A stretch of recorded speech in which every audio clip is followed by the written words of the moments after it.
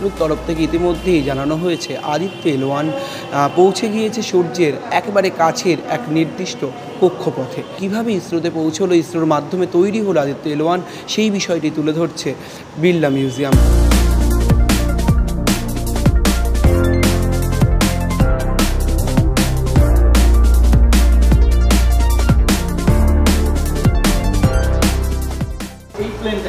এরকম করে দাও তাহলে এই যে অরবিটটা হচ্ছে এই অরবিটে কিন্তু ঘুরছে, এরকম প্লেনে কিন্তু সে নেই, সে কিন্তু এই প্লেনে রয়েছে।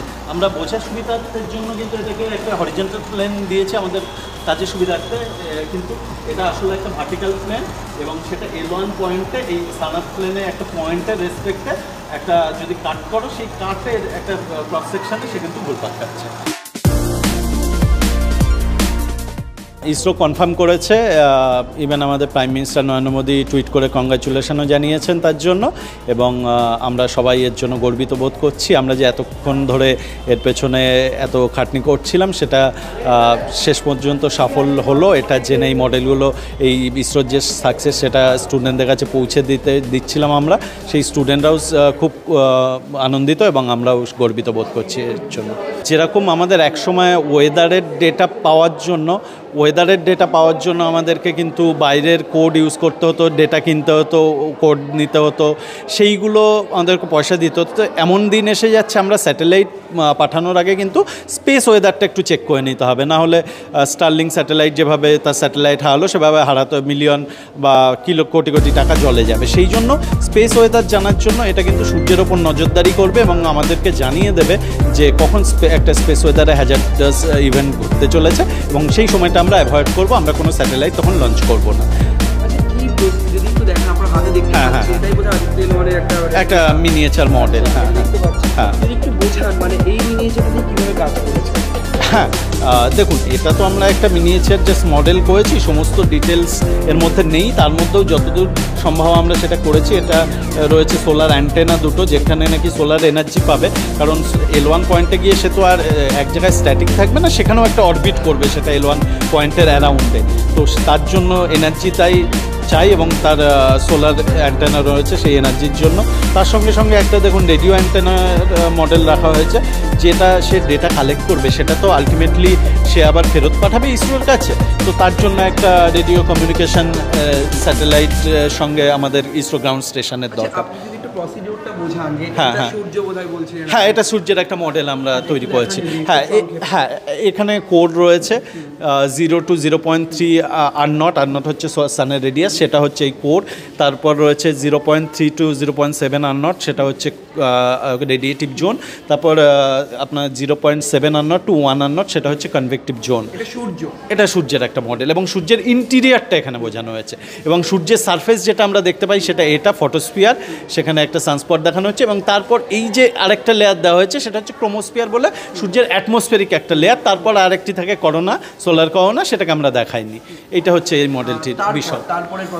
হ্যাঁ তারপরে আমরা যেরকম একটা ছোট মডেল তৈরি করেছি সেরকম আরেকটু ডিটেলসে গিয়ে আরেকটা বিগ মডেল আমরা তৈরি করেছি। এখানে সেই একই রকম সোলার প্যানেল লাগানো রয়েছে, কিন্তু তার সঙ্গে সঙ্গে আরও অ্যাডিশনাল যেরকম নিচে রয়েছে থ্রাস্টার, যে তাকে এনার্জিটা দেবে, সোলার প্যানেল থেকে এনার্জি কালেক্ট করলেও তার একটা আরও এনার্জি দরকার, তো সেই এনার্জির জন্য সেই থ্রাস্ট দেওয়ার জন্য যাতে সে ঘুরতে থাকে, বা এখান থেকে এই যে পৌঁছালো তার কাছে তো কোনো রকেট ছিল না, তার কাছে যে এনার্জিটা দরকার ছিল সেই থ্রাস্টারই কিন্তু সেই এনার্জিটা জুগিয়েছে, সেই এনার্জি নিয়েই কিন্তু এই স্যাটেলাইটটা আজকে সাকসেসফুলি 6 জানুয়ারি পৌঁছে গেছে সেই অরবিটে এল1। এখানে আমরা একটা মডেল রেখেছি এবং সেটা দেখছেন একটা পৃথিবীর মডেল রাখা রয়েছে, এবং সেটা প্রথমে দেখুন পৃথিবী থেকে চারিপাশে অরবিট করে তারপর চলে আসলো সূর্যের দিকে, এবং তারপর সূর্যের দিকে চলে এসে এল1 পয়েন্টকে কেন্দ্র করে সে কিন্তু একটা অরবিটে ঘুরতে থাকছে।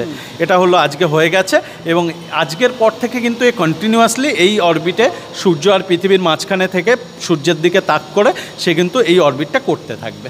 মানে একদম সূর্য পর্যন্ত পৌঁছচ্ছে না, তারা নির্দিষ্ট কক্ষপথে এখানেই এলো। হ্যাঁ, অনেকটাই দূরে, যেরকম পার্কাস সোলার প্রোব বা ইত্যাদি ওই স্যাটেলাইটগুলো অনেকটাই সূর্যের কাছে চলে গেছিলো। শেষ পর্যন্ত এই পর্যন্তই যাবে, এই পর্যন্তই যাবে, এখানেই থাকবে পৃথিবী থেকে এবং সূর্যের মাঝখানে থেকে, এই পয়েন্টে থেকেই কিন্তু এই অরবিটা থেকে সে সারাক্ষণ সূর্যের দিকে তাক করে সূর্যের ফটো তুলতে থাকবে এবং বিভিন্ন অ্যানালিসিস করতে থাকবে।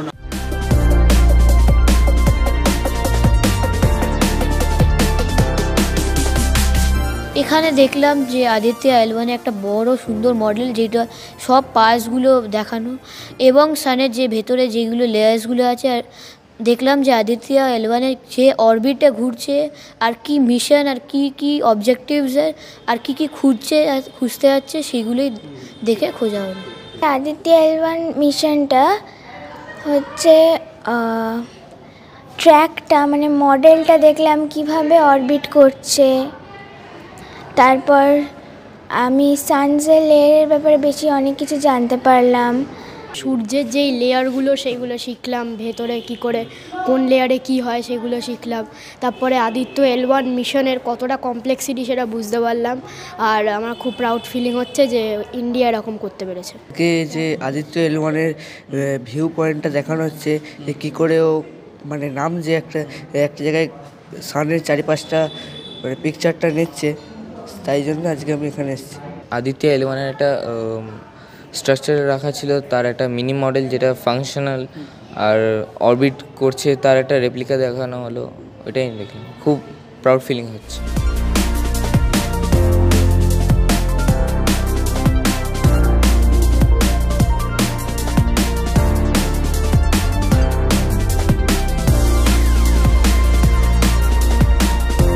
ক্যামেরায় বতিন কুণ্ডুর সঙ্গে রমেন দাস, সংবাদ প্রতিদিন .in।